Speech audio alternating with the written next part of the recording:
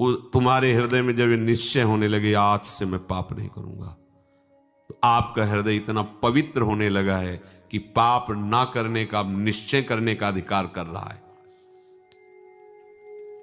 केवल भगवत प्राप्ति के लिए ही अब मैं चेष्टा करूंगा, उसके पापों का नाश होते देर नहीं लगती। जहां ऐसा निश्चय किया, फिर समझ लीजिए पुराने पाप जो बहुत समय से कर रहे हैं वो भगवत मार्ग में नहीं आने देते, आने ही नहीं देते। वो बहुत बड़े बंधन है। कहीं भगवत कृपा से साधु समागम के शब्द पड़े और ये लगा कि मैं तो महान पाप करने वाला नीच हूं, मेरा कल्याण कैसे होगा। देखो वचनों का प्रभाव, सत्संग सुनने से मेरा कल्याण कैसे होगा, ये बात आ गई। अच्छा, कल्याण तो साधु महात्माओं के संग से, सत्संग से होता है, पर मेरा अभ्यास वर्तमान में पाप करने का कैसे बनेगा। उनके समीप गया, अपने कल्याण के लिए जो चेष्टा करनी चाहिए वो संत महात्मा बताने लगे। उनके शासन में ध्यान रखना है।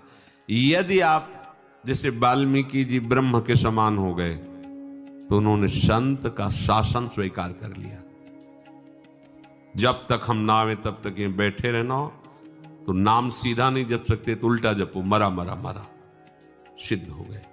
संत का शासन संपूर्ण दुर्वासना और पाप का नाश करने के लिए होता है। जहां उस संत का शासन स्वीकार किया तो हृदय में बात आने लगती है, अब लो नशानी, अब ना नशा, बहुत पाप किया, अब नहीं करूंगा, हो गया। ये जब आने लगे तो जान लो पूर्व जो पाप बाधक थे वो नष्ट हो गए। तभी ये बात, जो पे दुष्ट हृदय सोई हुई, मोरे सन्मुख आओ की सोई। अब जे ही उसने ये जीवन में निश्चय किया आप केवल भगवत प्राप्ति, तो उसके सारे पाप नष्ट होने में देर नहीं लगती।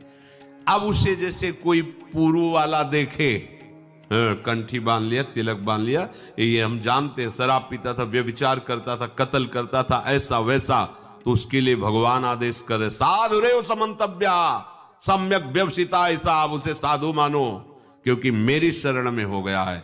मैं कहता हूं अपिचेत सुदुराचारो भजते माम मनन्य भाग, साधुरेव समंतव्या सम्यक, कल था आज मेरा हो गया है। अब इसे आदेश करते भगवान, साधुरेव समंतव्या, तुम इसे साधु ही मानो क्योंकि मैं करूंगा इसे साधु, करो सद्यते ही। उसी के आगे श्लोक, क्षिप्रम भवति धर्मात्मा, बहुत जल्दी मैं उसे धर्मात्मा महात्मा बनाऊंगा।